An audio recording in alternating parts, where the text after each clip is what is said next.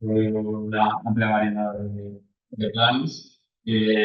Actualmente se centra en la estrategia de urbanismo, de una actividad económica y nuevas inteligencias periféricas, donde se trata de poner en práctica el paradigma de la ciudad de 15 minutos que ha tenido ese. Así que, nada más, de dar la bienvenida. Muchas gracias a Juan Manuel por venir aquí.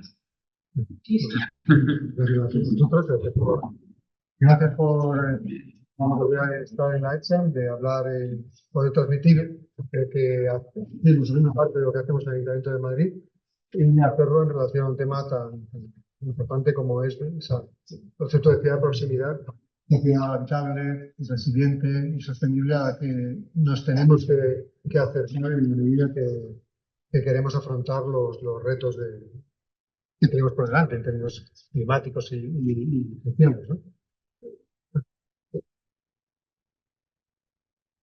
Muy preocupado, pero Ahora. bueno. No, está bien, está bien. Sí. Está bien. Bueno, claro, la ventaja es que ya habéis contado muchas cosas por la mañana, ¿no? Sobre el papel de la agenda urbana, el papel de la proximidad, cómo se entiende. Y bueno, yo quería trasladar un poco en primera instancia que con ese concepto de ciudad compacta, de ciudad de proximidad, y la agenda urbana nos muestra como modelo para poder vivir en ciudades complejas, compactas, diversas y en- se hace siempre referencia a que somos, quería poner en la mesa que se nos dice que somos ciudades mediterráneas, que por tanto nuestra ciudad lo es ya de por sí. Y yo creo que eso es lo primero que hay que cuestionarse, o por lo menos señalar que eso no ocurre de manera sistemática, o a lo mejor ya no ocurre exagerando un poco. Y por eso traía aquí este corte pues este es el municipio de Madrid, con sus, yo le llamo tres ciudades, en Madrid hay tres, en realidad puedo simplificar el mensaje si se me permite, y haciendo una banda vemos cómo tenemos una ciudad central que sí podemos reconocer como aquella ciudad mediterránea, próxima, compacta, compleja y diversa, pero que también está sufriendo grandes presiones que desvirtúan en algunos momentos. Esta mañana has hablado de ello a propósito de la turistificación y los procesos de gentrificación que tenemos a ella u otras, o el tema de la accesibilidad de vivienda, que también ha comentado esta mañana Xavier, cómo el precio de la vivienda puede desarticular esa sociedad equitativa e integrada, ¿no?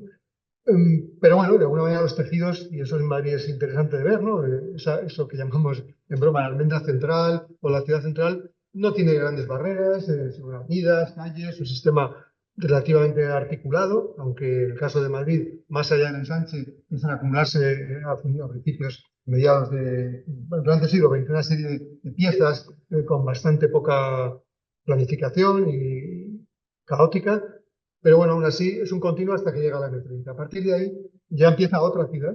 Es una ciudad que ahora es una periferia consolidada, que es fruto básicamente del resultado de la llegada de 1,5 millones de inmigrantes en menos de 30 años. Es una llegada a través de actuaciones diversas, descoordinadas, que niegan el planeamiento previo, que lo tergiversan y que nos da un mosaico de, en realidad, barrios dormitorios. Por lo tanto, ya de partida, el origen no fue una ciudad mediterránea, no fue una ciudad compleja, ni un barrio dormitorio que dependía de la ciudad central. Además, generado en un proceso de carencias brutales, los últimos casi 30, 25 años, 30, ha habido un trabajo muy potente de planeamiento, de gestión y de desarrollo de ciudad que ha articulado eso. Y ahora sí, es un conglomerado relativamente claramente articulado, pero que por un lado tiene un parque de viviendas con muchas carencias, fruto del momento que se construyeron, y por otra parte, también sufre los cambios sociales que ahora advertimos relativos al cambio en la estructura comercial, que afectan a la diversidad. Y además es una ciudad dependiente de la central en cuanto a referencia, servicios y demás, pero trabajaba en los polígonos industriales que en los bordes de esta periferia se habían asentado y están ahí.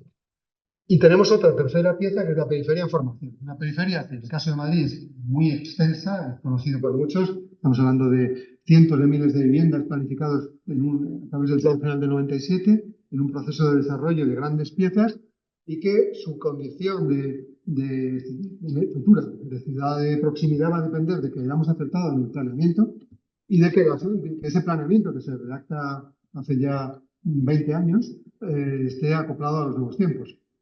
La sociedad ha cambiado mucho, de manera que aquí tenemos como 3 retos para abordar la proximidad. Y yo creo que eso es importante porque tenemos que buscar soluciones específicas para problemas específicos.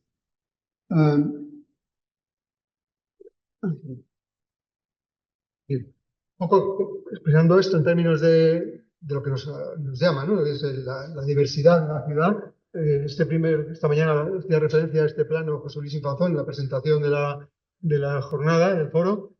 La diversidad de esta ciudad, este resultado, a nivel de municipios estoy hablando. Madrid pertenece a un área metropolitana muy potente, pero estos 3,4 millones de habitantes ahí disponen de una diversidad absolutamente diferenciada y segregada.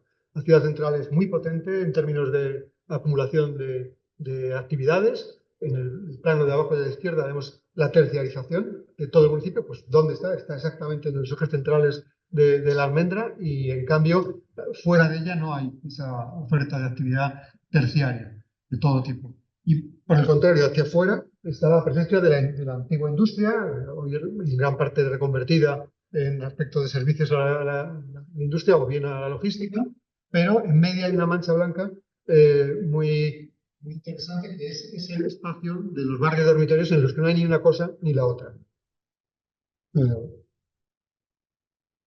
Y si pasamos al plano del zócalo de la ciudad, nos encontramos que también hay una extraordinaria variación en la intensidad de la presencia de los locales de actividad. En este plano están superpuestos los locales de comercio alimentario y no alimentario, restauración, ocio, resto de locales de actividad, y nuestra ciudad en este sentido no goza de las mismas condiciones de partida. Es verdad que no es muy grande, en el fondo también es si lo comparamos con Barcelona, que es un poco el referente de esta mañana, en realidad solamente la almendra central es el equivalente al municipio. Estaríamos hablando en términos metropolitanos. Por lo tanto, da igual que hablemos de municipio o de metrópoli, realidades urbanas, no hay un territorio isótopo de partida y por lo tanto tenemos que hacernos preguntas es un reparto de mapificación de los locales de distinto tipo, para ver cómo, donde hay una potencia es en la ciudad central, el resto se diluye y nos da pie a abordar un trabajo de análisis estrictamente analítico, un poco en línea con lo que habéis contado esta mañana, de 300.000 kilómetros por segundo, para examinar, en nuestro caso lo hemos hecho solamente en la ciudad, en el espacio residencial, no hemos abordado todavía el análisis de cómo sería la proximidad en los espacios productivos, pero analizando el espacio residencial de la ciudad en cuanto a examinar si realmente dispone de las prestaciones, de los servicios que entendemos como de la vida diaria, de la vida cotidiana. Para eso nos planteamos una metodología en la que íbamos a establecer un catálogo de actividades o de servicios propios de la vida cotidiana.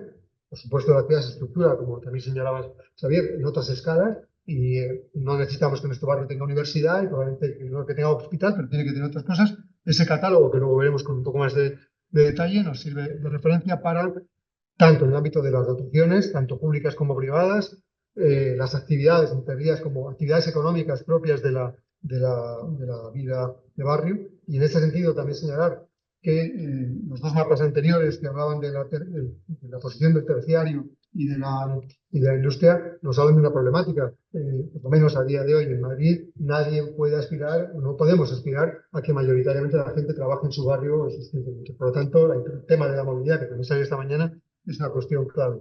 No vamos a resolver jamás esa autosuficiencia que algunas veces se asocia a este tipo de modelos que no aspiran a eso, ¿no?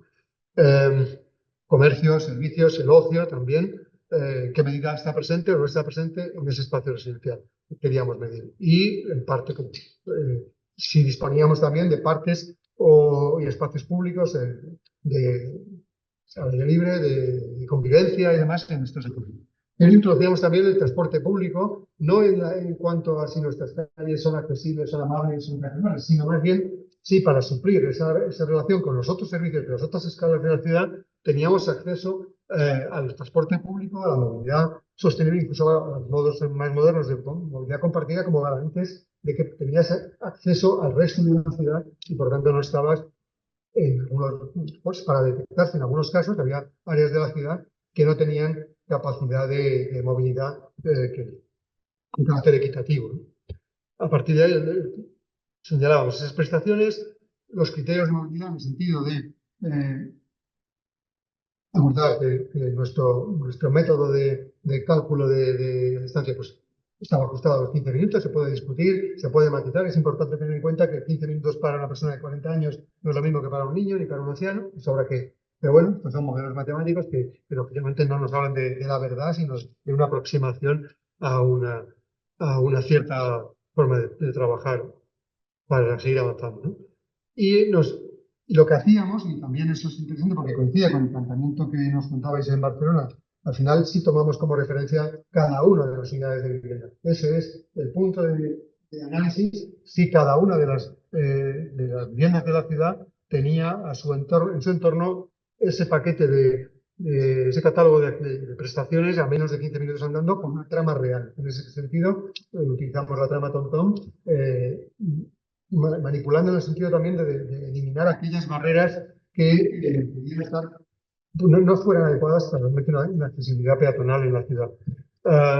Con eso teníamos una puntuación y cartografiábamos los resultados. Este era un poco el procedimiento para cada uno de los paquetes y cada una de las dotaciones. Íbamos identificando, es un trabajo laborioso y complejo, pero enriquecedor para localizar todas ellas en la ciudad y luego, bueno, es tapado por la ventanilla, pero se ve esa malla de la red, como hay que tener en cuenta esas grandes barreras que, por mucho que haya pasarelas o puentes, hay un momento que hay que discernir que no son itinerarios adecuados a la movilidad accesible que estamos pretendiendo, ¿no? Con lo cual, eso nos lleva también, yo creo que en cierto modo, lo que contabais también de esas villas, ciudades de vecinos, ¿no? No tenemos barrios funcionales, ¿no? Porque sin ánimo de poner, por supuesto, ninguna frontera ni nada así, pero no es el barrio administrativo el que te da las pistas, sino más bien configuraciones espaciales vinculadas a unas determinadas dimensiones y coherencia en los tejidos y en las formas de acceder al mundo. Llegado a esa mapificación, otra cuestión, este ejercicio interesante era y compleja, y no deja de ser difícil de objetivar, ¿no? Es otorgar un peso, una ponderación a cada uno de los paquetes de servicios. Y eso es un debate interesante. Nosotros en nuestro equipo lo hemos hecho, pero ¿qué es más importante? Tener acceso para irse, tener parques, ¿qué pesa cada uno de los elementos de esos componentes? Pero, ¿cuál es el...? Quiero recordar que discutíamos sobre si las discotecas eran parte o no, si las... Sí, o sea, de pronto pones a diseccionar el programa urbano y entonces, si las se lo son, no lo son. Pero todas estas cosas son realmente divertidas. Pero no nos quedábamos en la existencia. Aquí ya en esta tabla aparece otro concepto, que es que una cosa es identificar que existe la prestación y otra cosa es si es suficiente en términos de prestación de servicio. No vale con que haya una escuela. Si está saturada, si no tiene el número de plazas adecuado, por lo tanto, este es un trabajo más complejo que nos lleva a plantearnos el análisis por cada uno de los elementos de este catálogo, cuál es el nivel de servicio deseable en nuestra ciudad, con la legislación vigente, con los criterios en los que los servicios públicos o privados van atendiendo esto. Y medir eso, pues estamos en esta segunda fase en esta sala, no hemos terminado los resultados, porque tenemos algunos avances. Son aspectos de esa medición de la ciudad de proximidad que son interesantes. A partir de ahí, solamente voy a mostrar mapas. Bueno, estos mapas son solamente de la parte de comprobación de la existencia, ya nos dan una lectura de la ciudad muy interesante en el sentido que nos identifican. Aquí están siempre homogenizados en color rojo las piezas de la ciudad que tienen niveles de existencia de elementos de ese catálogo de servicios de proximidad baja o muy baja, son inadecuados en términos de existencia. Y en cambio encontramos otras zonas de la ciudad, son los colores azul, bueno, cada uno tiene una gama de color, pero que las ciudades de barrio, como antes ya anticipábamos, están claramente presentes en el centro de la ciudad, pero en otros barrios aparentemente también, otros sobre todo aquellos más nuevos. Estamos hablando de esta ciudad de información, tiene grandes carencias de actividades, también de dotaciones, van llegando tarde, no hay una sincronía en la producción de la ciudad y la implantación de los servicios correspondientes, mientras que fruto de, bueno, quizá de la fuerte presencia, como antes también comentaba Xavier, de parques en Madrid, pues es más homogénea la presencia, la cercanía de los parques y de las zonas verdes a la población de Madrid. La aproximación al transporte público también hay áreas en rojo que corresponden con espacios de baja densidad, con zonas unifamiliares o bien con algunas zonas concretas de la ciudad. Esto ya nos da idea de problemáticas localizadas espacialmente sobre las que trabajar. Pero si este tipo de análisis también nos va a permitir, si consigo pasarlo, a analizar esto de manera puntual, específica para cada una de las prestaciones señaladas. Vamos a poder mapificar cuáles eran las carencias en cada uno de los aspectos señalados en cada una de las geografías de la ciudad. Y por lo tanto, poder plantear un programa de trabajo para resolver estas situaciones, si bien teniendo en cuenta, y por eso un poco las tres diapositivas de la derecha, que en cada tejido vamos a encontrar dificultades diferentes y por tanto técnicas diferentes. No va a ser lo mismo resolver un problema de dificultad de acceder a deportivos municipales, como se ve en la esquina superior izquierda, en el centro de la ciudad, y habrá que inventar soluciones diferentes, que no pasarán probablemente por la calificación de nuevas reservas de suelo, sino por otros complejos edificatorios distintos, prestaciones combinadas y no aisladas, que como hemos venido haciendo ciudad. Teníamos la biblioteca, el centro de salud y el escolar, pues tendremos que buscar soluciones complejas, ¿no? A través de otras técnicas. O bien en tejidos información, como pueden ser los de la última diapositiva, en la que lo que nos sobra es suelo y lo que nos falta a lo mejor es densidad, masa crítica, y lo que nos sobran a lo mejor son grandes avenidas o espacios vacantes porque no llegan los servicios para los que se reservó el suelo. Bueno, esta diapositiva fundamentalmente para ver qué potencial nos puede dar este tipo de análisis. Porque al final lo que obtenemos es unos estándares globales de ciudad, pero yo creo que son los menos interesantes. No vale responder en términos de estamos en el 0,8 respecto a 1, al 80 y tantos %, sino que el problema lo tiene cada uno, porque estamos hablando de proximidad, ¿no? De ese kilómetro y medio y no del conjunto de la ciudad. Porque este plano, que es el de índices globales de existencia, ya veremos cómo luego los primeros trabajos nos dicen que hay unas diferencias importantes, pues nos dice que en términos generales, pues, casi pocas zonas, salvo las zonas, además todas encuentran justificación, ¿no? Barrios nuevos en las coronas periféricas, algunas zonas de vivienda unifamiliar, parece que son las únicas que tienen problemas, pero además el resto está en tonos azules, más o menos, ¿no? Pero en realidad, ya en el esquema de la izquierda, ya vemos que hay determinados, esa banda está midiendo el porcentaje de población que es capaz de acceder en menos de 15 minutos a cada uno de los servicios o prestaciones que hemos señalado. Ya nos va dando las alarmas, pero en términos globales de ciudad. Pero fundamentalmente lo que necesitamos es hacer la aproximación a un territorio concreto. Y el paso posterior que estamos haciendo ahora, este es un primer esbozo de uno de los temas, no he dicho cuáles, pero cuando pasamos a la suficiencia empiezan a aparecer una incapacidad de los servicios, sí existentes, pero no dimensionados suficientemente para hacer la prestación en términos de la estructura demográfica existente en esta zona y de los estándares de servicio óptimos, adecuados de acuerdo con la normativa, legislación o criterios de prestación que tiene cada uno de los servicios. Yo creo que puede ser replicable, que es interesante para hablar cuantitativamente la problemática de la prestación de servicios de proximidad. Nos pedíais también hablar de herramientas, ¿no? ¿Qué estrategias podemos usar para afrontar este problema? Y son estrategias que su objetivo es la difusión de la centralidad. Como decíamos al principio, tenemos una ciudad central muy potente, referente para todos, y súper absorbe presión, pero lo que hace es generar una movilidad inútil, sobre todo una dependencia perversa respecto a las áreas periféricas. Eso en un contexto habría que analizarlo en términos de área metropolitana, añadiría otros 3 millones de habitantes a esto, que no dejan de tener esa misma ciudad central como referencia, porque no hemos conseguido articular una ciudad policéntrica, un área metropolitana con suficiente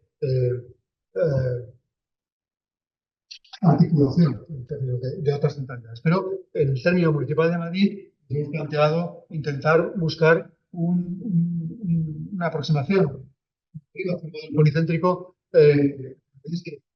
esa regla que me gustaría encontrarse con la prevista, y hablamos durante la comida, del planeamiento vigente, ¿no?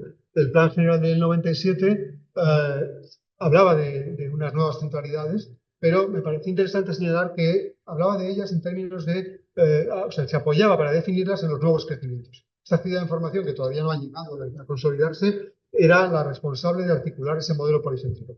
Nuestra propuesta, y eso bueno, habla del sureste, de la Corona Norte, de los nuevos PAUs, y de algunas, solamente hay una pieza interior en Mezárraga, cerca de Extremidad Fecha, pero nuestro planteamimiento es que es la ciudad, no la futura, sino la que hoy existe, la periferia consolidada, la que se forma de los años 50 hasta 2000, la que tiene que ser capaz, o tenemos que ser capaces de encontrar cómo dotarles de centralidades periféricas que den, por un lado, referencias a sus propios distritos y barrios, y por otro lado, que articulen también todo ese anillo, generando menor dependencia de la ciudad central.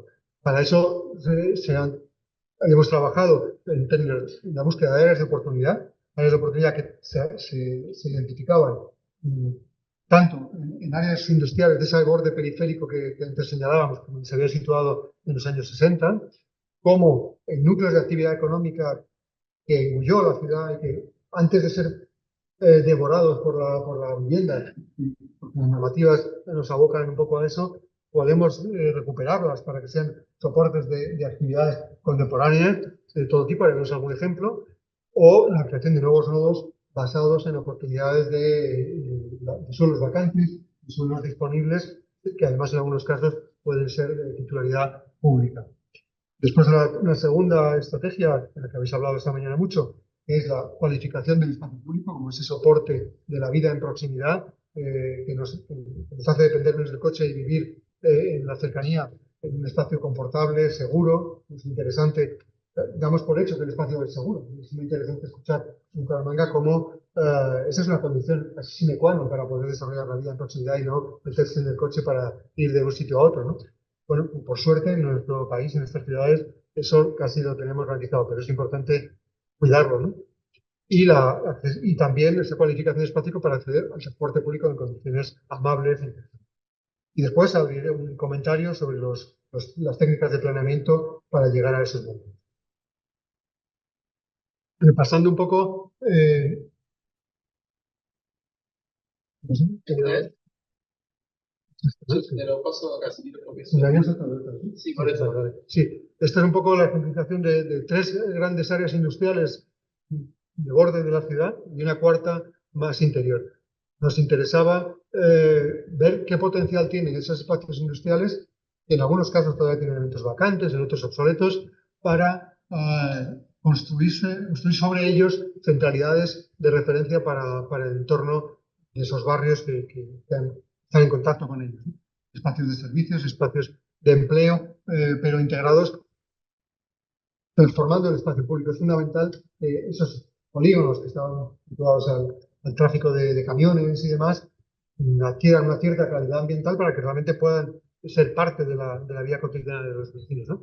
Otras áreas como Vallecas nos descubren espacios estratégicamente situados en el contacto entre la ciudad existente, la futura y las grandes vías de comunicación y transporte público, y podemos llegar a generar espacios de centralidad apoyados en el transporte público con una potencia que bueno, está por descubrir y por articular, en los que se combinan grandes vacíos de antiguas actividades industriales con grandes equipamientos periféricos que nos pueden dar un conglomerado. Si introducimos adecuadamente y una proporción adecuada espacio de la vivienda, podríamos construir elementos de articulación en esa escala, ¿no? Otros en los que también su normativa está siendo, digamos que un hándicap para la implantación de actividades, tendríamos que darles un revolcón para poder activarlos y que deje de ser un agujero en los bordes de la ciudad. Y esto es un ejemplo más de los muchos polígonos industriales que fueron absorbidos, están en aquella diapositiva de abajo, fueron absorbidos por el crecimiento de la ciudad, eran pequeños polígonos industriales, núcleos industriales de los años 50, 60, que ahora están presionados porque el régimen de flexibilidad de usos hace que podamos transformarlo en vivienda de una manera automática, sin costes. Y eso hemos dado la alarma sobre esto, nos parece que, por el contrario, son aquellos lugares que van a evitar que se conviertan en espacios monofuncionales todo su entorno y que van a permitir dotar de empleo a la ciudad, a esa periferia que no lo tuvo nunca, ¿no? Hay algunos que tienen una condición de éxito y se protegen, muy, muy específicas, pero otros están siendo fagocitados por ese valor un poco exagerado que se da a la flexibilidad del planeamiento.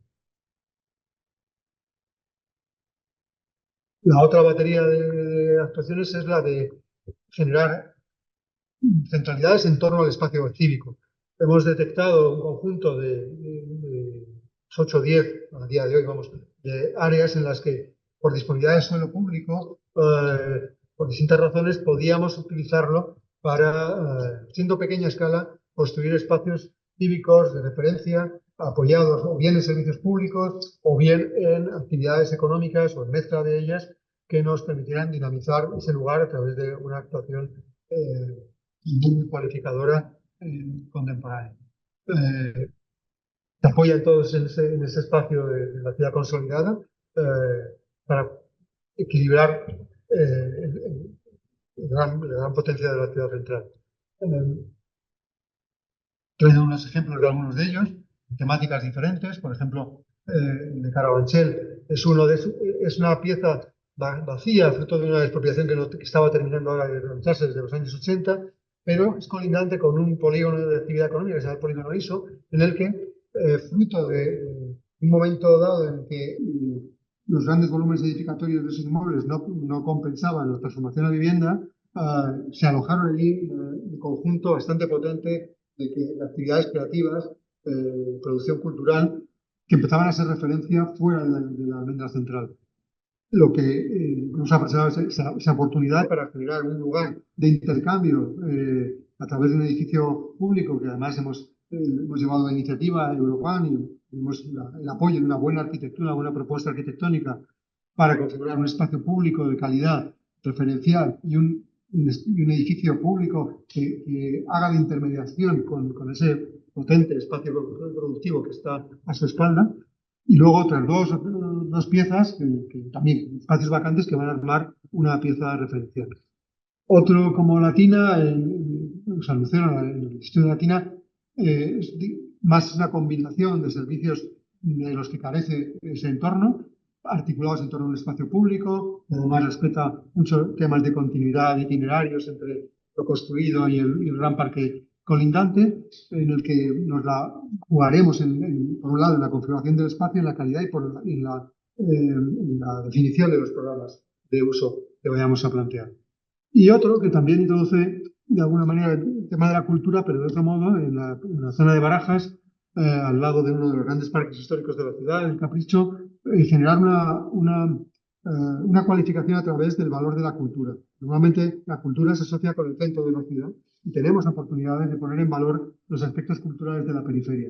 En ese caso estamos construyendo un espacio público de antesala en relación al Palacio de los Duques de Osuna, a unos edificios antiguos, restos arqueológicos y demás, para generar un programa cultural bien relacionado con las necesidades de los habitantes del entorno, pero poniendo en marcha basado en la cultura que ponga también a la periferia como un elemento de referencia para el conjunto de los ciudadanos. No es estrictamente una aproximación desde lo local.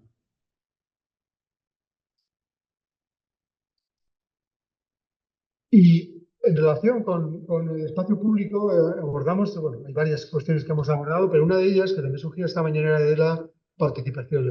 Hemos desarrollado a través de la plataforma de CIMadrid una consulta ciudadana para que en el conjunto de los veintitantos barrios que se produjeron a partir de los años 85-90, hasta los que están siendo habitados ahora, los últimos como el Cañaveral y demás, que los propios habitantes nos dijesen cómo valoraban el espacio público, qué problemas se encontraban, dónde estaban las dificultades, pudiendo matificar incluso las deficiencias que encontrasen y orientado a temas de legibilidad, de problemáticas de movilidad, barreras, las actividades, la carencia o no, la presencia de ellos, la calidad de los espacios en los que desarrollan sus vidas, la seguridad, y una serie de temas que nos interesan no tanto analizarlos, complementando la otra metodología más propia del mundo técnico, conocer la percepción que tienen los ciudadanos respecto a ese espacio en el que deberían poder desarrollar este paradigma de la ciudad de proximidad. Trabajos que estamos desarrollando y que nos interesa poner en marcha estarían relacionados con la creación de áreas cívicas.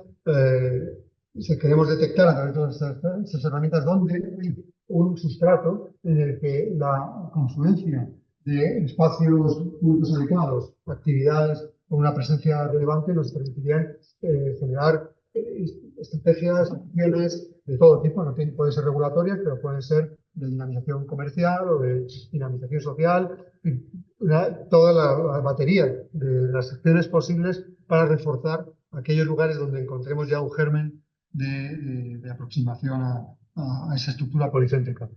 La plaza como una reivindicación, porque creo que tenemos que hacer, ¿no? Los polígonos abiertos tienen espacio indiferenciado, poco cualificado, los nuevos barrios en desarrollo parece que solamente quieren que nos movamos por los ejes, ¿no? Pero en realidad no hay espacios para estar y dotarlos ellos de lugar, como lugar de identidad, lugar de convivencia, también nos lleva a dotarlos de características ambientales adecuadas ante el clima al que nos enfrentamos, ¿no? Reforzar también, como antes señalaba, los itinerarios destinados a acceder al transporte público como garantía de una accesibilidad al empleo. Y ya no puedo contar, no será presentado después de verano, también un itinerario naturalizados que hagan más amable, recorrido entre grandes paquetes de servicios urbanos, de educaciones. Hablamos antes de los colegios, de los centros de salud, de toda esa población grande, que pueden ser ancianos y jóvenes y infancia, dotarles de un espacio más seguro, más adecuado, teniendo una malla de ciudad más potente. Y después hablar de las técnicas de regulación, urbanísticas, ¿no? Es un plano de planificación del suelo que da una idea de lo simple que podemos llegar a ser, ¿no? Haciendo un planeamiento. Pero podemos contestar, bueno, es que luego están los usos transmisibles y los compatibles, pero al menos yo quería señalar, por lo menos en la experiencia que tenemos en Madrid, que por muy complejo que construyamos un sistema de usos compatibles, en realidad es un sistema que ofrecemos por si alguien quiere usarlo. Y esto no es garantía de nada. O sea, el mercado se encarga de elegir o bien el uso cualificado o aquel de mayor valor, pero la flexibilidad no nos está garantizando la diversidad. Tenemos que reflexionar sobre cómo con la suficiente flexibilidad podemos construir un sistema urbano con la suficiente diversidad y complejidad. El sistema económico no nos ayuda. Lo estamos viendo con la turistificación, estamos ahora alarmados por la pérdida de locales comerciales en las zonas centrales o incluso en las zonas periféricas, cuando no hay suficiente comercio, porque el mundo comercial ha cambiado mucho, el zócalo comercial se convierte en vivienda y tenemos que, no digo de manera generalizada, de una manera muy táctica, con mucha intencionalidad, tenemos que reforzar nuestras normativas, nuestros sistemas regulatorios para conducir o dar acogida, una acogida de determinados usos si queremos que realmente la ciudad de proximidad. Eso lo estamos sufriendo en las zonas turistificadas, pero también el incremento del precio de la vivienda. Ya hemos tenido varias olas en finales de 2000. Teníamos que cambiar rápidamente la normativa para que no devorasen las áreas industriales. Entonces lo hemos tenido que neutralizar porque a través de cualquier subterfugio, los blogs, los apartamentos turísticos, teníamos gente residiendo y ahora es al revés. Ahora son los turistas los que nos colonizan la ciudad central. Y otro tema que tendríamos que abordar también es, como consecuencia de eso, es impulsar la construcción de tipologías edificatorias no monofuncionales. Son las que los promotores suelen querer, pero yo creo que hay suficiente experiencia internacional para ver que que es posible construir conjuntos edificatorios con distintos usos y unan, bueno, habláis antes del cohousing, ¿no? Pero bueno, con más alcance las actividades locales con la vivienda, con los diferentes modos de vivir en los próximos años. Y eso tenemos que facilitar que se pueda hacer y tenerlo en nuestro bagaje de planteamiento, ¿no?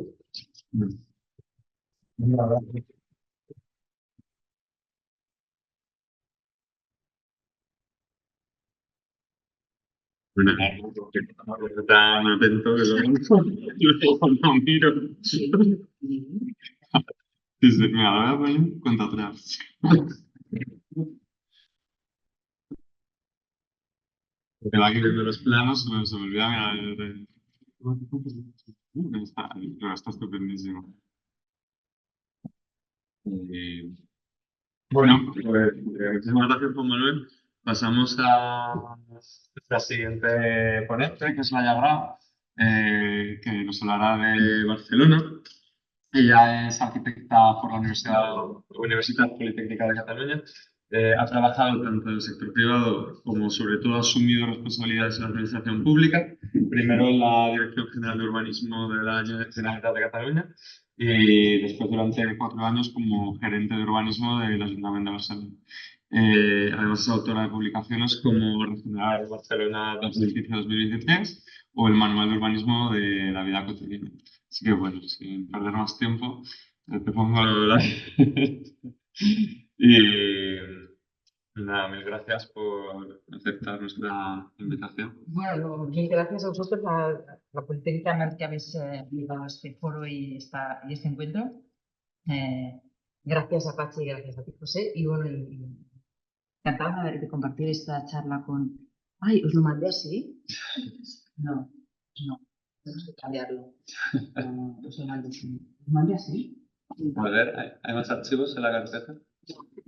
Este, ¿no? Es una pena porque no vamos a ver las dos opciones. Vale. Sí, esas son... ¿Lo quieres pasar así? Sí. ¿O quieres que te lo suba? Sí, un poco. Si queréis, mira, os lanzo una pregunta mientras, ¿no? Porque es que esto me parece un poco aparatoso como para una presentación entera. Porque sé que va a haber temas que bueno, será interesante.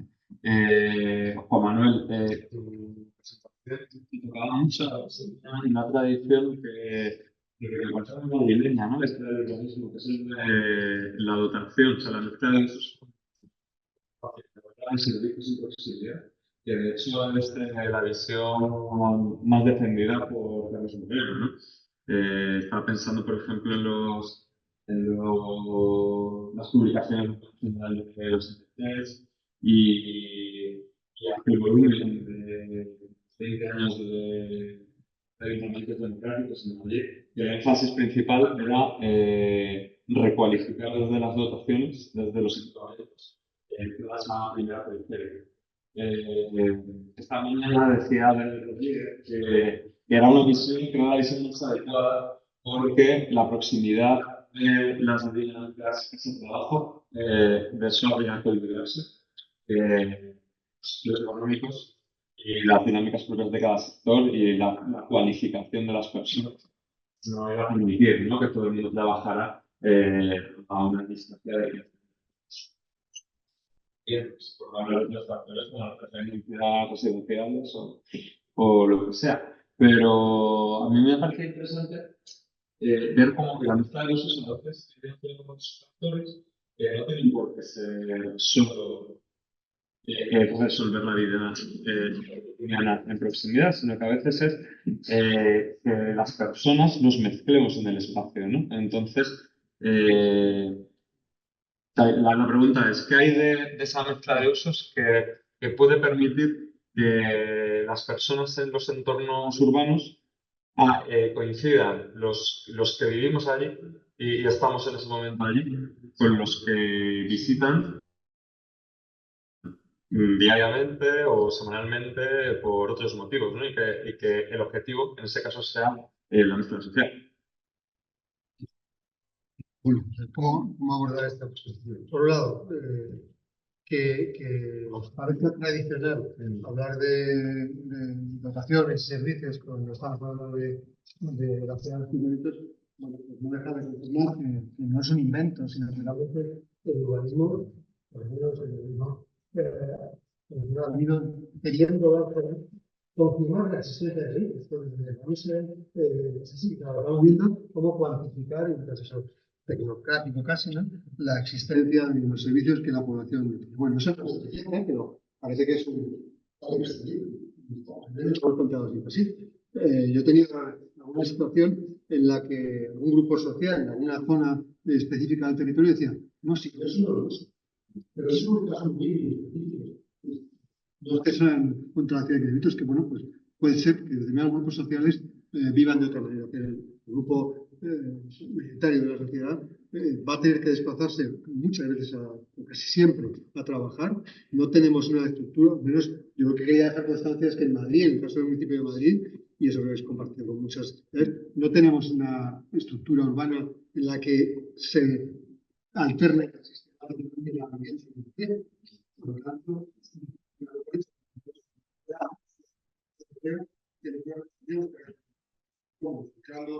buscando cosas que no podemos entender, pero recogiendo que sea el transporte y que sea el transporte público, el transporte activo, el que nos va a llevar a que si lo utilizamos, se ve ese tema del servicio de mercado.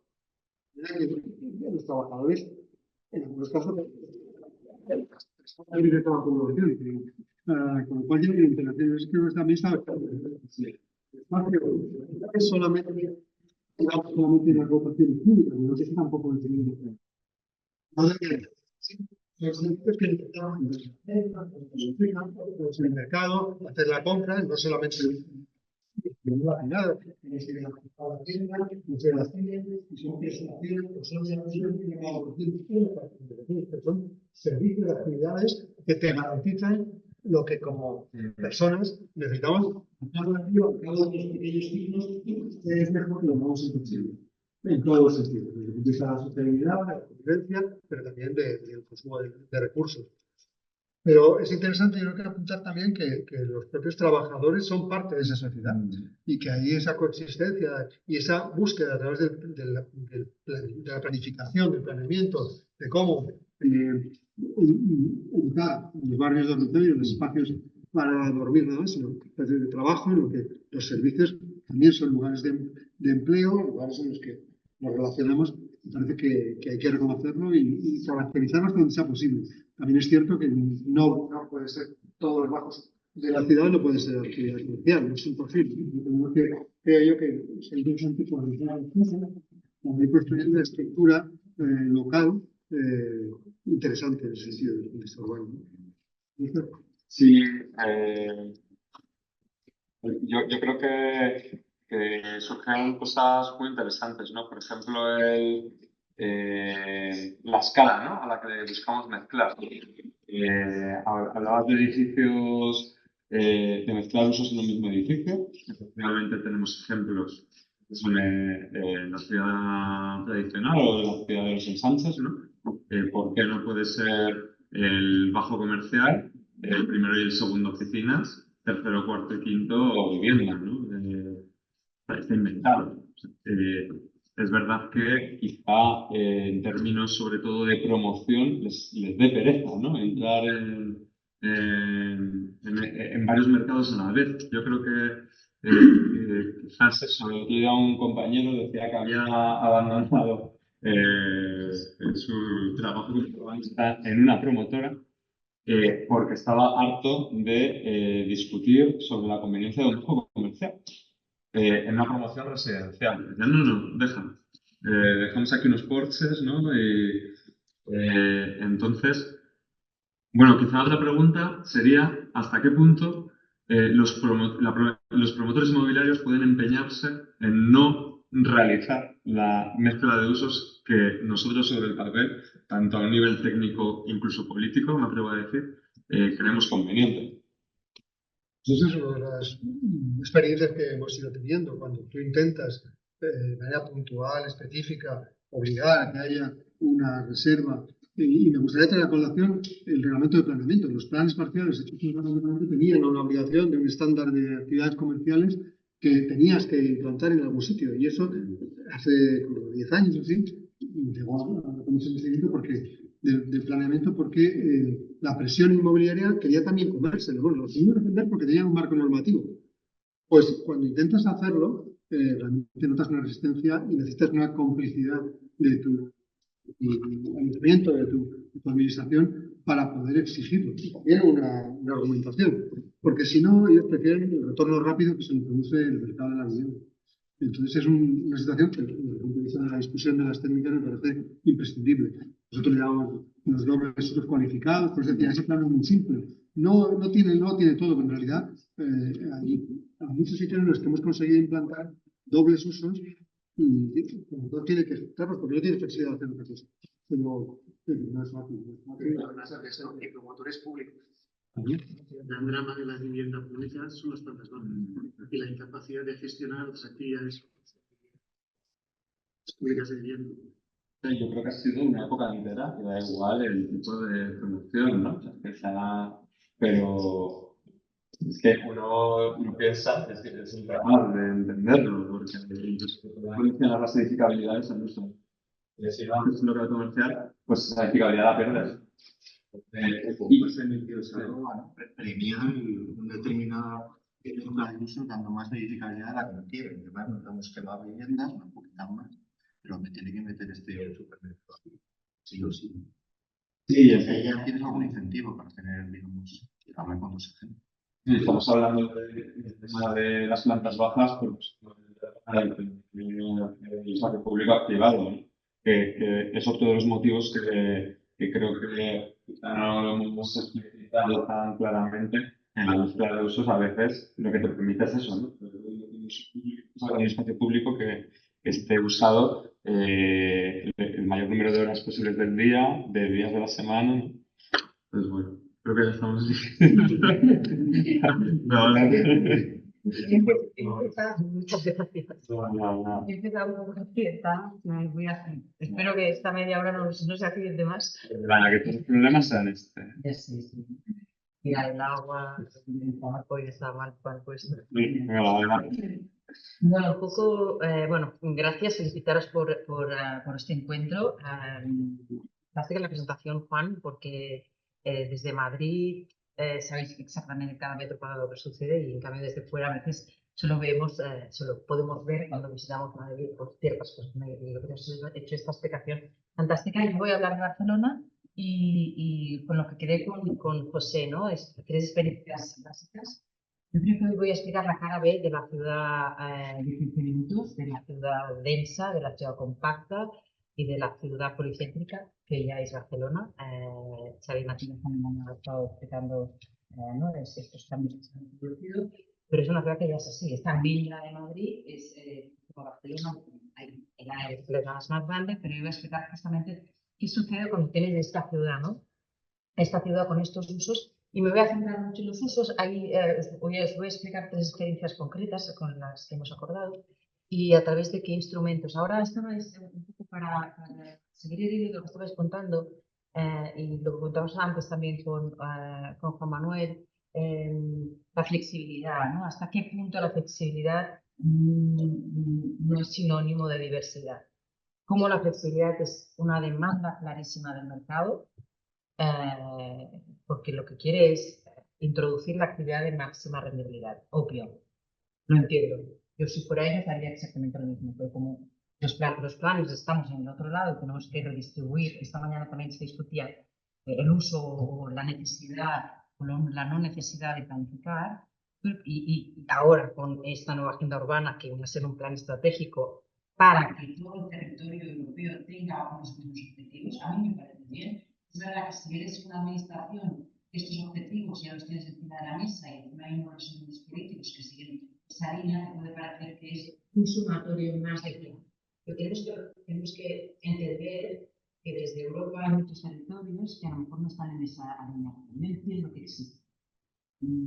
Seguramente en las administraciones donde he trabajado no necesitaríamos esta agenda urbana, pues puede entender que necesitamos. Y ahora lo que les digo en el ayuntamiento donde trabajo es, si no tenemos la agenda urbana, no vamos a tener identificados qué proyectos se están alineados con las ayudas que Europa nos va a hacer. Y al final es, oye, esto es un mecanismo también para captar recursos, porque Barcelona y Madrid son dos grandes municipios que tienen unos recursos infinitos, con muchos recursos para llegar a sus necesidades, pero el resto del territorio, y ya me dispensaréis si Badajoz o Logroño o Bilbao tiene recursos suficientes para llegar a todo lo que necesita. Son más dependientes de estos recursos europeos. Entonces, la agenda urbana es para mí un medio de conseguir recursos, porque estás alineado con las necesidades. Y esto es un hecho. Los que estamos en las administraciones públicas como arquitectos, también tenemos que ver que lo que hacemos cuesta dinero y de dónde vas a sacar recursos. Hemos tenido la oportunidad estos 4 años de trabajar en Barcelona, donde realmente hay muchos más recursos. Las ciudades, las capitales como Madrid y Barcelona tienen muchos recursos. Bueno, pues el resto del territorio no tiene recursos. La agenda urbana de planificación te ayuda a tener ayudas en Europa, ¿no? Y en Madrid, y en el Estado, ¿no? Y en las comunidades autónomas. Todas las capas donde tienes que ir a pedir estos recursos económicos. Entonces, para mí, esto de la flexibilidad que capto 100% que no garantiza la diversidad, y que creo que hay dos tipos de documentos. Hay el documento del plan general, ¿no? Que discutíamos más en Barcelona, en área metropolitana, tienen un documento que tiene alrededor de 50 años, tiene alrededor de unas 3.000 modificaciones y nadie conoce el plan general de nadie. No existe, es imposible. El plan del año 1976. Nadie conoce ese plan general, porque lo hemos ido modificando, cambiando, se ha ido adaptando. Es verdad que ese tipo de planes que dan derechos y obligaciones y que tienen esa capacidad redistributiva que nos da este tipo de documento, para mí se tiene que mantener. Pero luego sí que yo creo que, y ahora ya empiezo, es los planes especiales de usos. ¿Cómo vamos a regular los usos, las actividades? Diferente. Los usos es lo que cualificamos a través del planeamiento de este plan general y las actividades son aquellas que pueden tener o no cabida en función de qué usos tengas y hay usos que van a tener actividades admitidas y otras no. Hay dos niveles de actividades y acciones que pasan en la ciudad. Entonces, para mí, estos planes sí que tienen que ser muy flexibles, tienen que ser muy fáciles de cambiar y a la vez tiene que tener un grado de conocimiento y de detalle en la diagnosis inmenso. Luego pasó. Pero un poco para distinguir qué los instrumentos tenemos. Voy a explicar esta cara B de la ciudad compacta mixta policéntrica, que es Barcelona. Os voy a hacer un poco del lado malo, porque claro, hablamos de la ciudad de infinitos y todos aplaudimos, nos encanta, fantástica, genial, todos queremos vivir allí. Bueno, pues vivimos en Barcelona, la mayoría de gente vive allí. ¿Y qué nos pasa? Pues nos pasa esto, nos pasa este pequeño problema que tenemos con la saturación de una actividad. El turismo es la saturación de una actividad que no está regulada. Regulación sí o regulación no. También es si no regulas, la colisión y el tsunami de la actividad más lucrativa va a condicionar el resto de actividades y esa ciudad que tú has diseñado con unas calles verdes, con todo un equipamiento próximos, bien dotados, ¿no? Este análisis tan fantástico que traías, ¿no? Pues, Manuel, si la regulación de la actividad no está regulada, aunque tengas el hardware de la ciudad, o sea, la parte dura, la parte del ladrillo, ¿no? Bien estructurada, lo que sucede adentro, que no olvidemos que es una licencia urbanística también, la actividad, esto que muchas veces muchos técnicos urbanistas nos olvidamos de ello, esto colapsa y expulsa, gentrifica, bueno, todo lo que sabemos. Bueno, voy a pasar unas noticias, ¿no? Que suceden. La primera era sobre turismo, esta segunda es sobre salud. En esta calle de Granada es una de las primeras calles del ensanche que se pacificó, una de las primeras, no se pacificó del todo. Hay más sillas que vecinos. Hay más sillas para montarse en el bar que vecinos. Porque vecinos residentes, porque hay muchos vecinos turistas. Pero hay más. Este dato es, claro, ¿qué pasa? Que sabe los vecinos y se quejan. ¿Qué pasa con las externalidades del turismo? ¿Qué pasa con estas plantas bajas que comentabas antes, ¿no? ¿De qué manera estas actividades vinculadas a los pisos turísticos, a los hoteles, impactan sobre esta vida cotidiana y sobre este tipo de comercios? ¿Qué tienes que hacer? ¿Cómo lo regulas? Las nuevas formas de consumir. En la pandemia hizo entrar en masa estas nuevas maneras de consumir, tanto sea de compra, el comercio, como la restauración. ¿Qué pasa con este tipo de actividades? Que damos una licencia, como aquí vemos, en una planta baja para esta actividad, pero cómo este comercio, esta actividad económica, utiliza el espacio público que estaba previsto para otras cosas, lo ocupa de otra manera, ¿no? ¿De qué manera tienes que regular y que esto no suceda, ¿no? Esto era el supermercado fantasma, que son estas cocinas, coworking cocinas, que en Barcelona se pidió una primera licencia, que eran alrededor de 40 cocinas en un local comercial. Imaginaros el hueco para la extracción de humos de una cocina abierta 24 horas, porque evidentemente no es un restaurante, evidentemente tiene una licencia para poder activar esas 40 cocinas abiertas 24 horas al lado de un tejido de vecinos. Evidentemente los vecinos se enteraron, el extractor de humos era más grande que el tubo de nuestro sol. Claro, cuando se vio esa obra, se paró esa licencia y se hizo un plan de regulación del comercio online, ¿no? ¿Qué pasaba? Que creamos otra licencia. Si tú quieres repartir, necesitas otra licencia y dime qué tipo de reparto vas a hacer. Y en ese tipo de reparto, vamos a ver si tienes que estar en una zona residencial o tienes que estar en una zona industrial, ¿no? Porque si realmente repartes tanto, es que produces tanto. Esto ya es una actividad industrial, no es una actividad que pueda estar con el tejido residencial. Cocinas más cocinas fantasmas, lo que piden, y de hecho lo que quiere la gente es equilibrio, ¿no? Y de qué manera los planes de usos nos tienen que ayudar a encontrar ese equilibrio que el mercado, que tiene su propia regulación, siempre está todo regulado por demanda, que es el mercado, o por el reequilibrio, que es la regulación que puede hacer la administración pública, ¿no? Y cómo se pide esto. Aquí, bueno, he puesto como cuando voy a algún sitio quiero poner alguna cosa que haya pasado y aquí le pongo más. ¿Qué pasa con el Bernabéu, no? O sea, cada vez que haces una intervención en un espacio, mejores una calle, renoves un equipamiento deportivo o hagas una nueva calle o crees una nueva rotonda, se van a imantar, siempre veo esa misma imagen, se imantan actividades. Y tú no las tienes previstas, pues sí, yo creo que los tenían muy previstas. Ahora están remodelando en Barcelona el campo del Barça. Bueno, yo creo que ya se pueden poner las pilas porque sabe, porque de hecho, creo que el sponsor del Barça es Spotify. Aquí no sé qué sponsor tenéis en el Bernabéu. O sea, Spotify va a meter muchos conciertos y están de los vecinos. Con una apuesta de la ciudad que el campo del Barça se quedará en el tejido residencial. Vale. Luego hay otra cosa.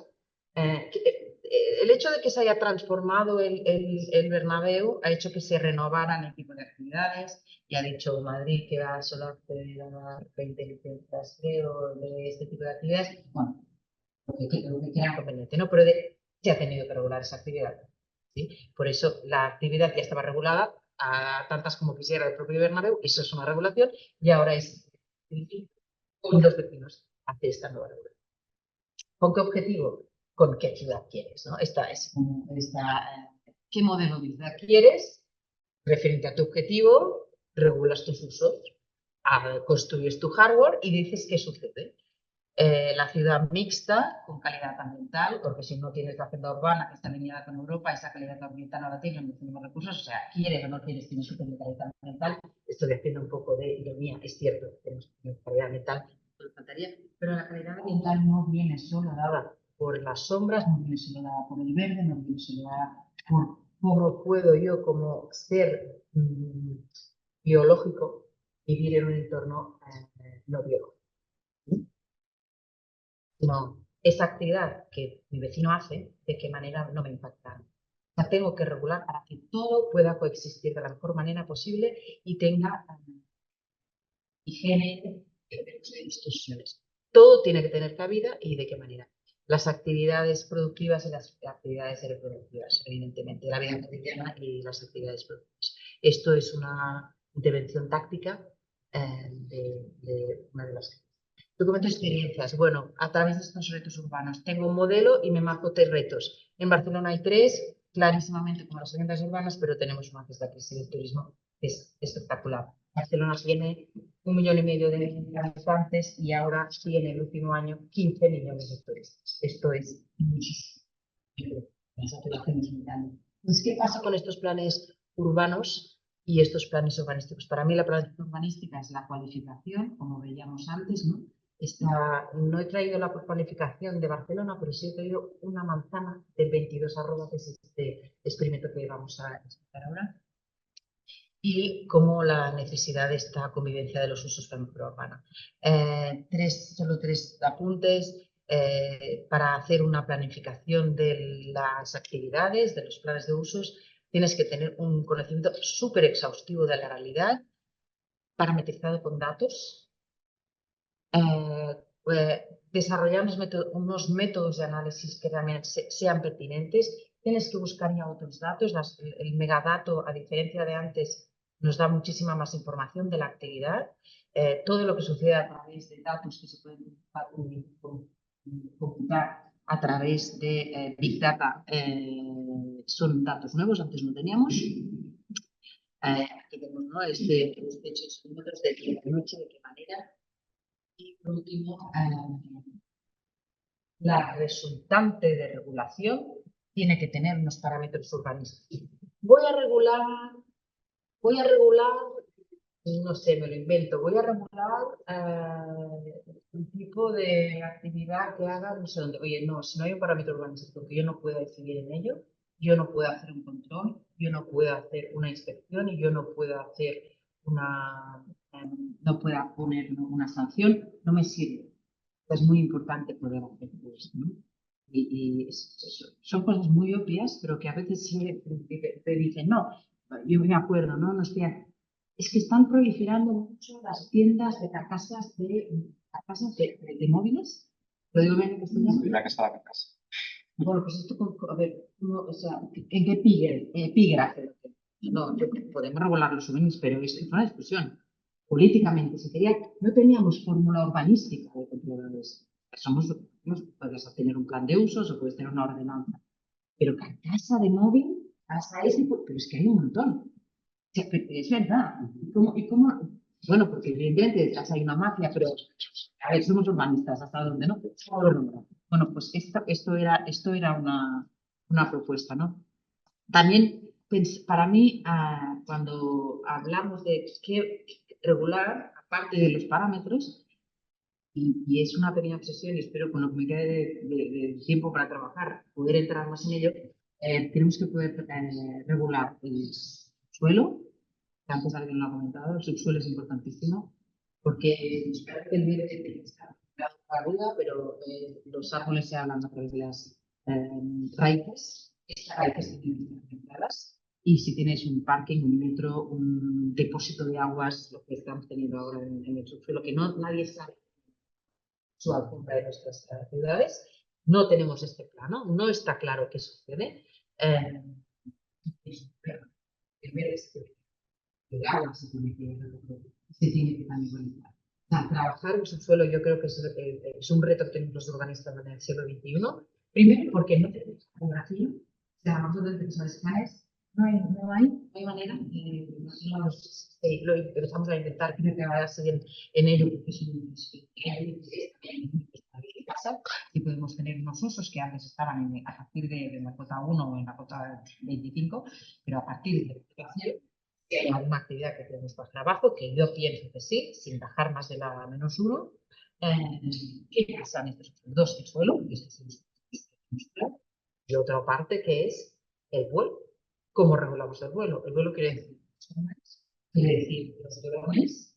Sao Paulo es la ciudad que más helicópteros tiene. Bueno, seguro que tiene una regulación, lo desconozco.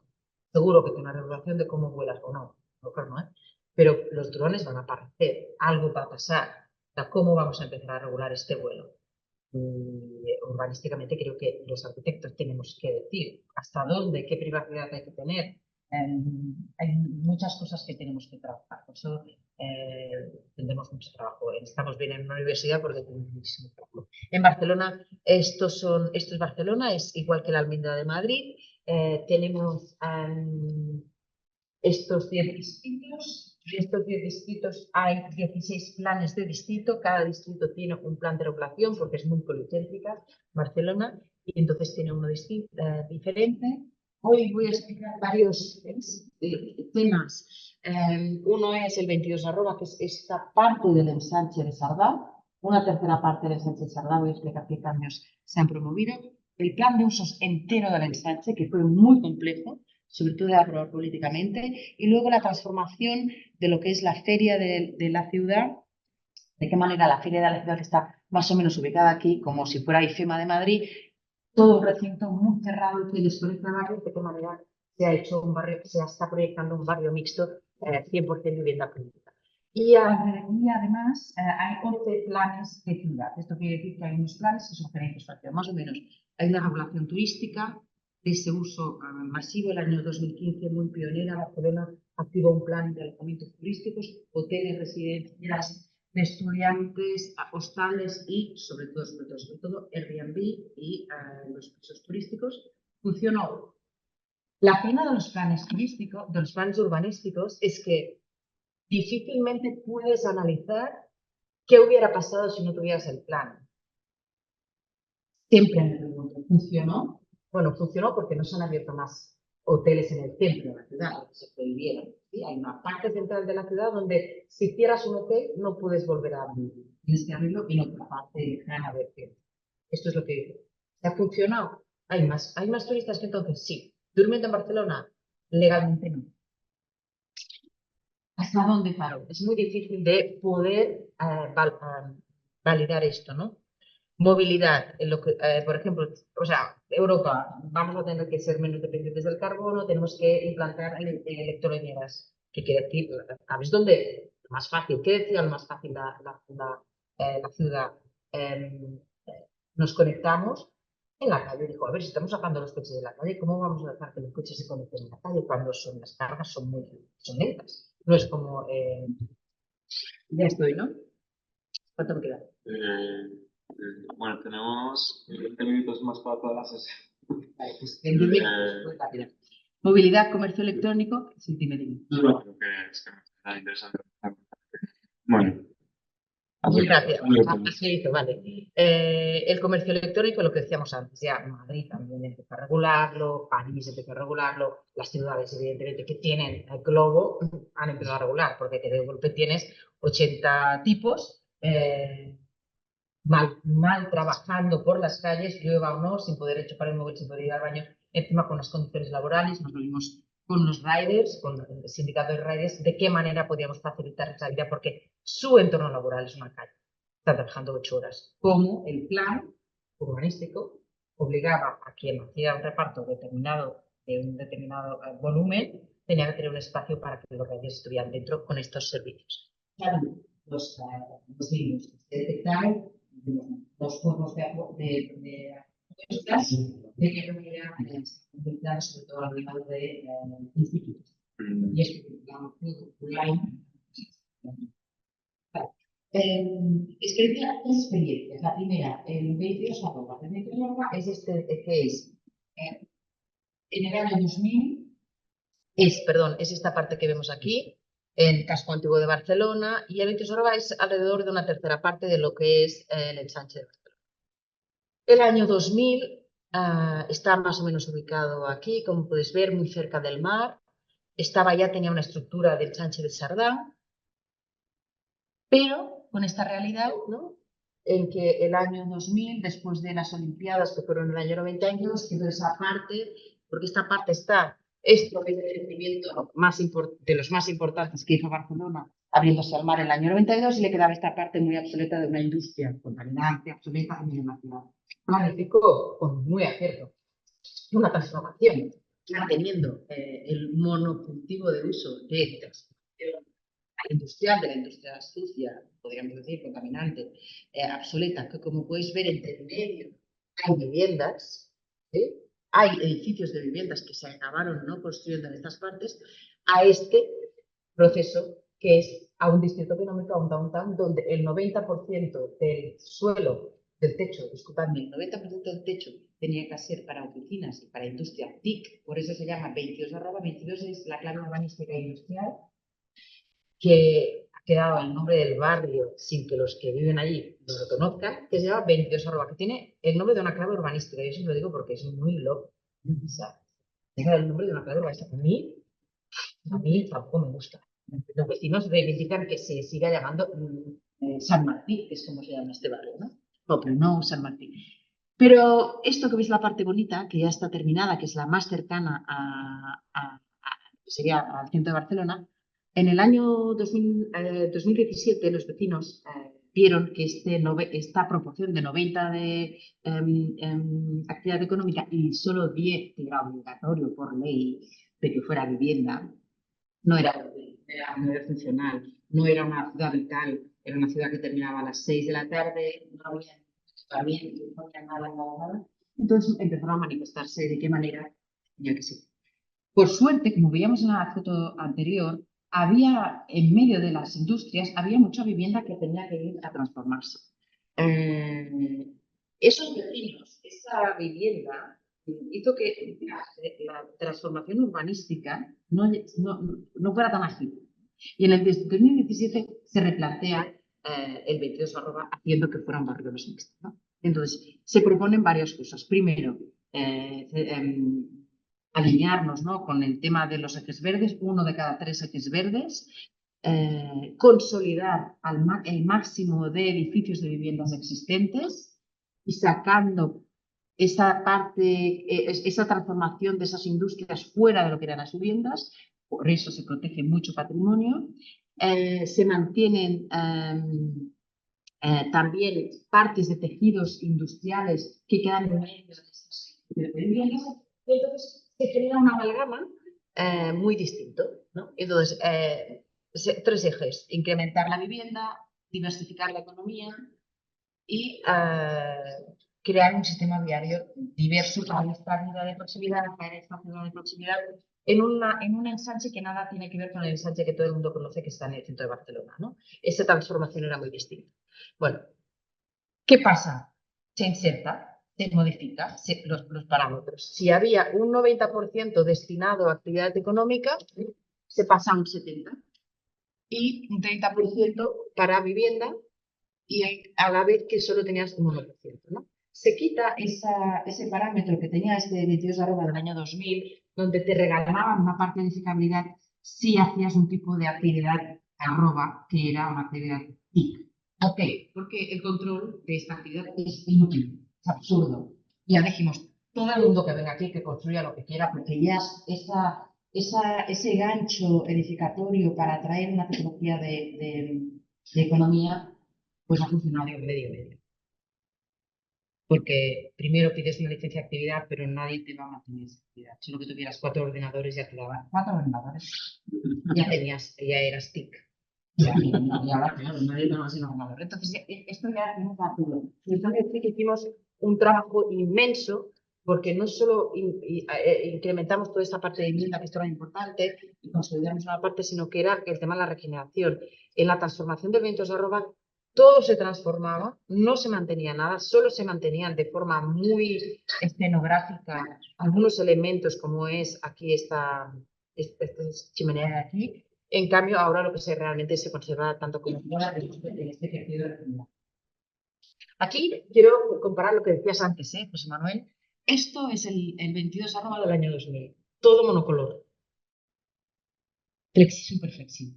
Haz lo que tú quieras. Aquí han entrado muchísimos hoteles. O sea, aquí realmente se distorsionó un poco el objetivo sobre el que se quería ir.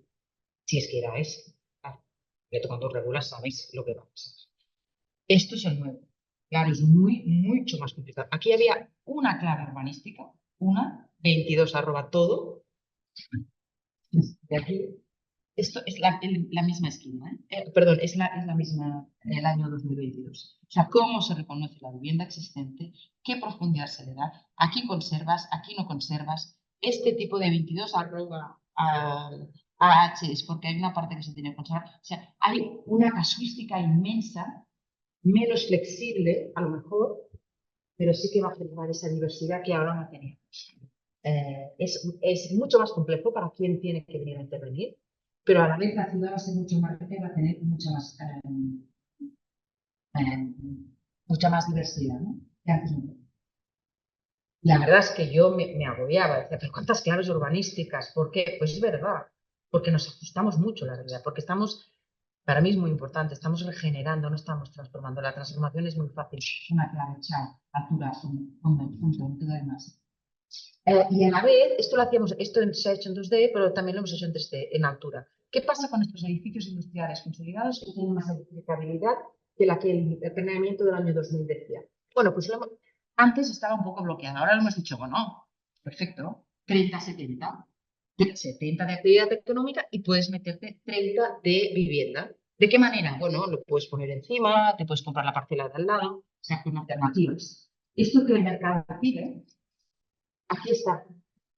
Pero claro, hay una parte de vivienda que tiene que ser protegida, nada es gratis, evidentemente sube la edificabilidad, hay una parte de vivienda que tienes que tener, ¿no? O sea, ¿de qué manera el urbanismo 3D que ya existe desde el año 1976 en el Plan General Metropolitano de Barcelona, no se realiza muchísimas cosas, ¿no? Pues, ¿de qué manera?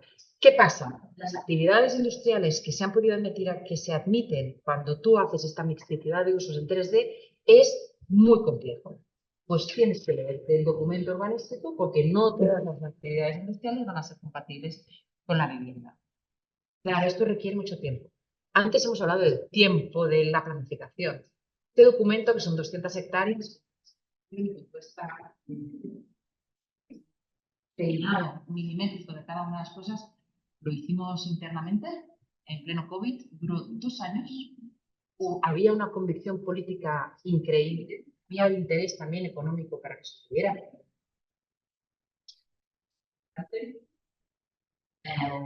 Y se elaboró con cosas muy nuevas, porque yo creo que técnicamente tenemos mucha capacidad yo creo que, como decía bien el alcalde de Colombia, yo creo que es más la voluntad política. El tiempo del planeamiento, aparte de lo que judicialmente pueda suceder, el tiempo del planeamiento puede ser mucho más rápido de lo que estamos acostumbrados si es que hay una voluntad política. Lo que decíamos antes, los ejes, ¿de qué manera? 1 de cada 3, la doble malla. A mí, le he explicado a Xavi seguramente esta mañana mucho mejor que yo. Esto es una calle industrial.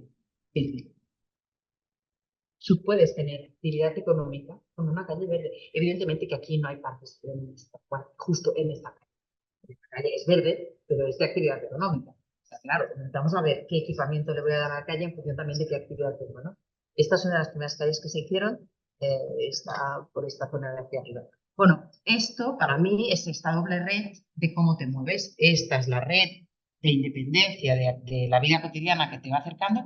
En el momento en que hicimos esta revisión del 22 arroba, lo que intentamos hacer es que todos los equipamientos y todas las nuevas viviendas estuvieran imantadas a estos ejes y que el resto fueran actividades económicas, ¿no? Subida, bajada, hacia un río y hacia otro río. ¿De qué manera la movilidad está toda garantizada? Y sobre todo para mí, ¿de qué manera te puedes mover en red siendo una persona no dependiente, o sea, un niño o una persona mayor, ¿no? ¿De qué manera te puedes mover sin que tengas que ir al ritmo de que van los... Esto para mí es un ejemplo fantástico, la calle Bolivia. Experiencia 2. El plan especial de usos en el Ensanche. ¿Qué pasa? Bueno, esta imagen solo es para visualizar que un plan entero para esto. Había una parte y había otra parte, pero un plan entero para el Ensanche fue realmente complicado y más complicado el consenso político porque habían 2 modelos urbanos discutiendo sobre qué usos tenías que tener. Entonces, esta dicotomía, sobre todo de modelo urbano que había en el gobierno compartido, pues era el que dificultaba también esto. Bueno, ¿por qué en el Ensanche? Bueno, lo que os decía antes, ¿no? Hay más sillas que vecinos. Esto es muy impactante, ¿no? Esto es los ejes verdes, lo que hemos contado antes. Esto es justo en el ensanche y de qué manera tuvimos que plantear lo que digo siempre, ¿no? Cómo se imanta o qué pasa. Yo digo imantar un poco para que sea visible de que las actividades más rápidas, más lucrativas, corren rápido a ponerse donde les va a ser más fácil tener más dividendos, y lo entiendo, pero vamos a tener que hacerlo de una forma que sea un poco más regular. Lo más importante, preservar esta calidad ambiental, como decíamos, de los vecinos. ¿Por qué? ¿Cuáles son las actividades que se imantan? Restauración, supermercados 24 horas, ¿sí? No tanto, no tanto comercio. ¿De qué manera detectamos y evitar también esta gentrificación en los comercios? También es importante. Bueno, se hizo un peinado manual porque no está digitalizado en la Ayuntamiento de Barcelona el tema de las actividades y licencias, y se hizo un peinado de donde estaban todas las actividades. Y se detectaron que habían 3 actividades que cuando estaban más del 25%, esto es el análisis del ruido, más del 54% de la población del ensanche está expuesta a más de 30 decibelios. Sí, esto por las actividades, ¿eh? ¿De qué manera? Esto aquí está Ciudad Bella y esta parte de este 22 que antes explicamos. ¿Por qué? Porque aquí están 2 grandes salas de conciertos. El Rasmagal y están, pues, es una zona de ocio. De hecho, le llaman el Triángulo. Y este centro de la ciudad de Barcelona, que casualmente no solo es calles pacificadas. Y cruzamos donde teníamos más denuncias vecinales, ¿sí? Claro, participación y donde teníamos las licencias. Entonces, descubrimos que donde había más del 25% de la acumulación de más del 25% de estas actividades que os decía antes, es donde se producían las quejas vecinales. Tienes mucha participación, pero se hizo muchísimos análisis también, ¿no?, de datos. Entonces, estos días, bajando de escala, vimos a qué distancia teníamos que separar estos establecimientos. Por ejemplo, fuimos a los 2 sitios más contundentes, de que desde esa calle tiene más sillas que vecinos. Cómo estaban distribuidos la restauración, las alimentarias, los badulaques y los establecimientos musicales. O Sagrada Familia, otro sitio realmente muy complejo. Y aquí se analizó cada uno de los bajos como era. Y con ese contexto de movilizaciones de vecinos y con la nueva regulación importante, la nueva transformación que se quería hacer, se tenía que blindar que estos ejes no terminaran siendo molestos para los vecinos, ¿no? En este cambio, ¿no?, es clarísimo. Aquí, si no se hacía nada con las plantas bajas, sucedía esto. Bueno, analizamos de qué dimensión eran locales. Estos locales no se permiten de que se agrupen más de X metros cuadrados para no tener un aforamiento demasiado grande, y entonces se estableció una regulación muy restrictiva para los ejes verdes. Esta es la restricción que queríamos hacerla en toda, pero no se llegó al pacto, y es con 2 ejes. Una, con un radio de 50 metros máximo, 5 de estas actividades nocivas que tienen que estar separadas mínimamente 5 metros, y los locales musicales a 400, y una doble corona, ¿sí?, donde máximo tiene que haber una acumulación de 18. Con esto evitábamos que sucediera. Todo esto está trabajado con el equipo de 300.000 kilómetros, que está trabajando con Big Data, y con un programa que no está terminado, creo, que evidentemente para ayudar a nuestros compañeros que están dando las licencias de actividades no tengan que estar allí dando la referencia, que te puedan analizar, que tú puedas pedir un certificado urbanístico y digas, ¿puedo abrir un bar? En un momento, tardas 8 meses, porque claro, con esto. Eso, ¿no? Una herramienta digital para que te pueda calcular si puedes hacerlo o no, ¿no? Esto sin tener las licencias de actividades abiertas. Y la regulación B menos restrictiva, donde se hizo esta acumulación. Con esto, yo siempre soy muy crítica en que el urbanismo lo hacemos a través de recetas. Es lo que tenemos que hacer, recetas, lo que tenemos. Bueno, es una intención. Para mí funciona, seguimos, sigue. No funciona, cámbialo ya inmediatamente. ¿Qué necesitas? Un plan especial es muy fácil de cambiar, es muy distinto que un plan general.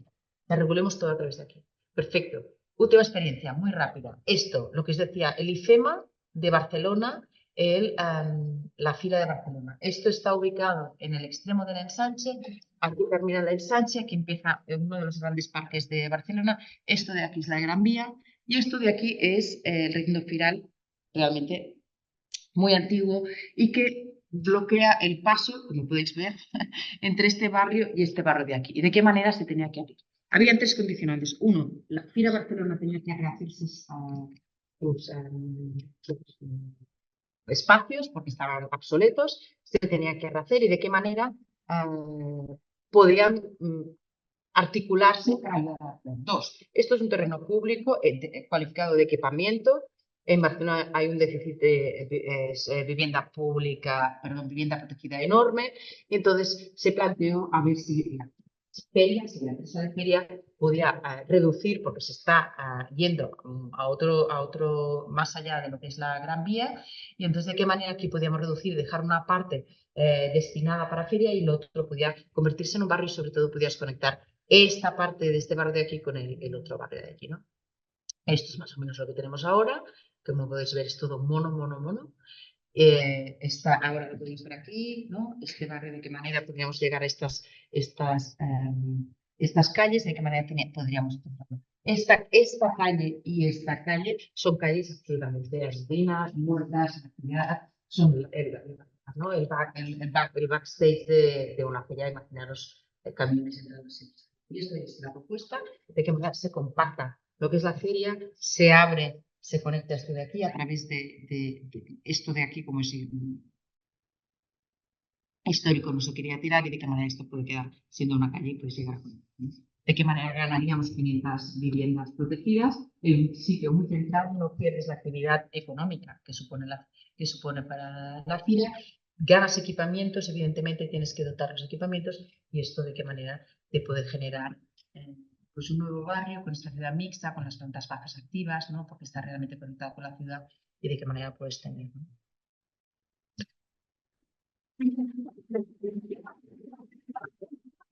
Muy rápida esto último, ¿era? Un plan especial. Es una modificación de plan general. Y la gira era 100% de titularidad pública. Sí. O sea, que eso facilitó muchísimo. Claro. De tres administraciones, ¿eh? No solo de Barcelona, pero esto Y la Cámara de Comercio. y la Cámara de Comercio, sí. Hay mayoría pública, pero es la Cámara de Comercio que tiene incluso. Y todo el mundo contento más o menos. Bueno, aquí, en FIRA, una propuesta de la propia FIRA de hacer una operación urbanística con Cuidado. Sí, toda vivienda privada. La idea era poder hacer, no sé si con este formato, pero poder tener toda vivienda privada y generar más plusvaluas para la propia FIRA y con esto pagar la generación y actualización de estos recintos feriales que están un poco obsoletos. Pero no es necesario, ¿no? Si no,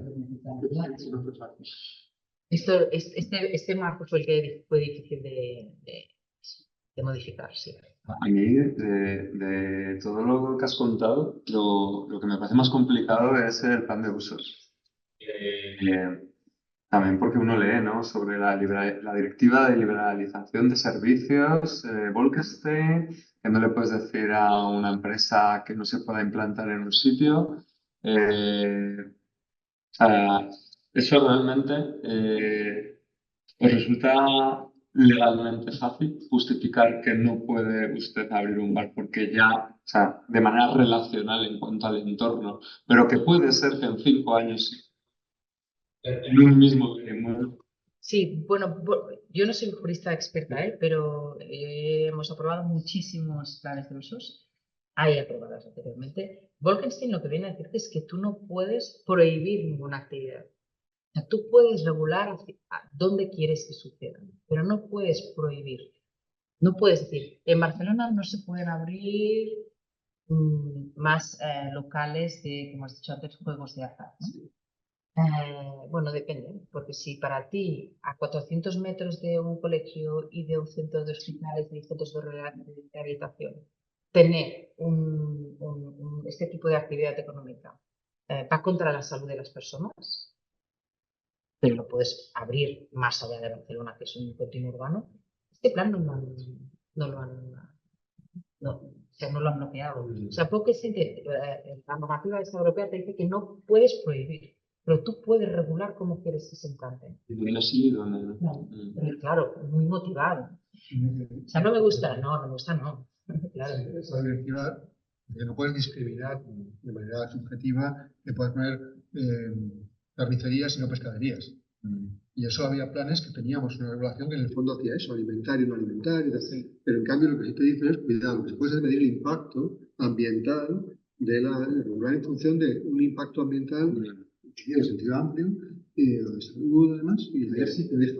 La discriminación si la puede hacer si tiene una argumentación ambiental. fundamentalmente. Protección de la ciudadanía, creo que se menciona también, que claro, eso. Bueno, yo me he quedado también con que nos hace falta reformar lo que decías tú, ¿no? Al final, una calificación de usos más concreta y adaptada al mundo actual, ¿no? Para que 4 ordenadores no sea cualquier cosa. El Bernabéu no es un equipamiento deportivo, sino que es una máquina de eventos ahora mismo, ¿no? Día tras día. Y claro, yo que trabajo mucho con la base de datos catastral para medir, trabajar este tipo de cosas. Yo tenía detectadas algunas situaciones pues, que son diversas, desde los cementerios, ¿no? Que a veces aparece religioso, a veces aparece almacenamiento. O por ejemplo, yo con las bases de datos en un GIS lo primero que hago es irme a mi barrio a ver cómo aparece, ¿no? Y me apareció una vivienda de 3.000 metros cuadrados. Eso no puede ser. Claro, uno ve que todos los salones parroquiales están registrados como una vivienda para pagar el menor IBI posible. Bueno, no sé muy bien. Bueno, en fin, no sé muy bien. No sé, bueno, tampoco quiero monopolizar la conversación. Si tenemos un poquito como, podríamos, 10 minutos. No sé si alguien quiere hacer alguna pregunta. Yo sé que hay muchos fans de este tema. No, una de las cosas que se lo he preguntado antes a Xavi, pero lo quiero hacer extensiva, ¿no? Cuando se producen procesos de redensificación en tejidos que ya están consolidados, claro, la primera cosa que uno hace es, bueno, las lesiones dotacionales locales que vamos a ver.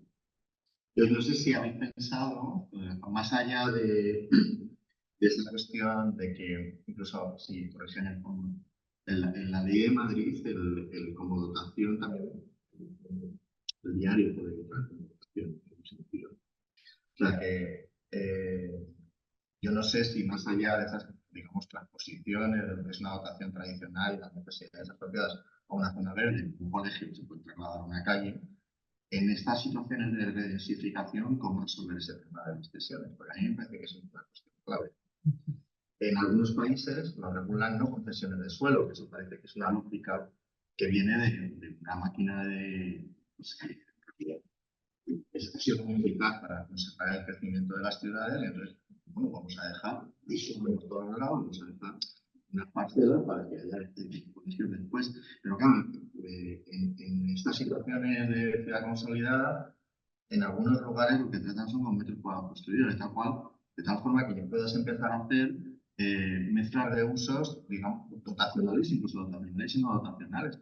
Ahí hay una cuestión lucrativa de qué es público y qué es privado que también se resuelve jurídicamente. Entonces te encuentras una cancha encima de una galería comercial. Bueno, pues la cancha, si tiene un acceso seguro, ampliable, etcétera, pues es una dotación como si estuviera ocupando el suelo. No sé si alguna de estas cosas habéis podido plantear tanto en un ayuntamiento como estas otras. Bueno, yo creo que hay dos instrumentos, ¿no? Están las actuaciones de dotación que te permiten, ¿no?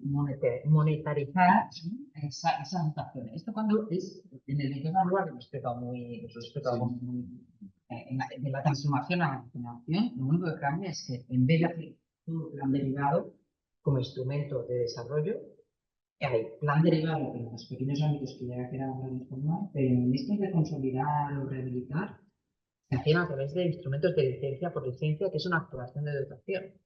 Parte de esta dotación, de esta refinanciación, se paga, pero a la vez se cualificó parte de los ejes verdes como zona verde en esta parte.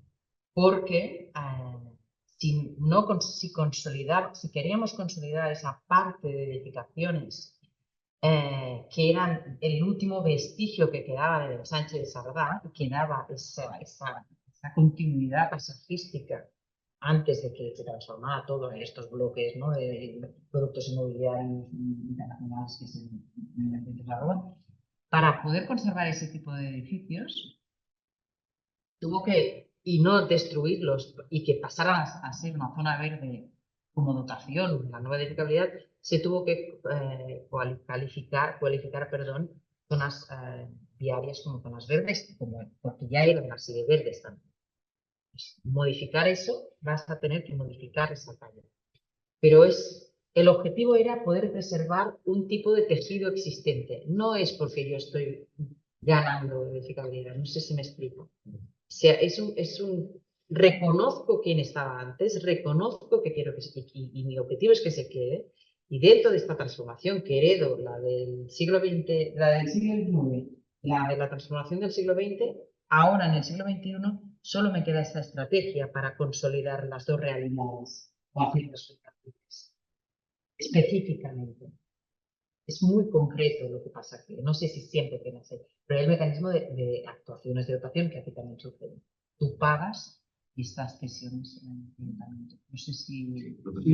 La paradoja de la monetización de las redes es que es un sistema que el segundo puede ser perverso.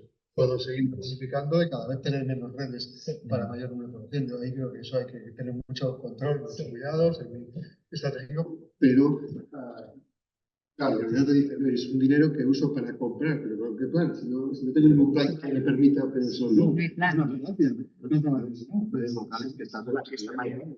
La Estoy gestión destinado a comprar solo, pero si no tengo un plan que me permita tanto compensor, con lo cual su sistema es controlado. Sí, también Pero por otra parte, nosotros hemos tenido que aplicarlo, porque teníamos un estadio potencialmente olímpico como el del Atlético de Madrid, Wanda, que era sistema general, porque cuando se concibe aquella pieza de estructura urbana, en los años 80, ya se obtiene como sistema general de protección y de un momento dado ya bien, ¿para qué quiero yo un estadio de fútbol olímpico? Tengo que privatizarlo. Se te lleva una monetización porque desaparecen redes públicas, que había que meter en la cuenta del ayuntamiento, pagadas por el ayuntamiento, que era el beneficiario en el objetivo muy alto, ¿no? O sea, hay paradojas realmente. Bueno, ya tengo identificaciones. Es que el planteamiento de estas sesiones serán que las tres desde febrero, ¿no? Densidad, diversidad, diseño. Muchas veces cuando se habla de proximidad acabamos hablando pues solo del diseño de la calle, cuando en realidad si no hay las otras dos, es que ¿para qué quieres la alfombra que te lleva de un sitio a otro, ¿no? Si no el escenario. Este método, muchas veces nos hemos planteado que el problema de la saturación, realmente no lo hemos regulado en el Plan de Madrid, en decisiones específicas de control brutal de usos y demás, pero una regulación por saturación está bien que lo hayáis hecho, que lo podamos verificar. Porque en el fondo dice, bueno, y si meto dos licencias a la vez, dos registros a la vez, ¿cómo lo hago? Ah, porque llega antes. El plan empezaron a pensarse en los sistemas, ¿no? Llegar a un límite de saturación y se acabó. Y si, ¿cómo se gestiona? ¿Cómo se controla? Tienes que hacer una plataforma absolutamente eficaz para poder dar esto arreglado. Y centralizado. O sea, cuando tienes que tener este control, tienes que centralizarlo todo mucho. Centralizar en 80... puede ser un registro y ese registro tiene que gestionarse desde un solo centro. Es evidente. Punto o casi persona o casi... Sí. Sí. Claro. Bueno, a mí me encantaría seguir. Os propongo fundar un club para quedar una vez al mes hablando de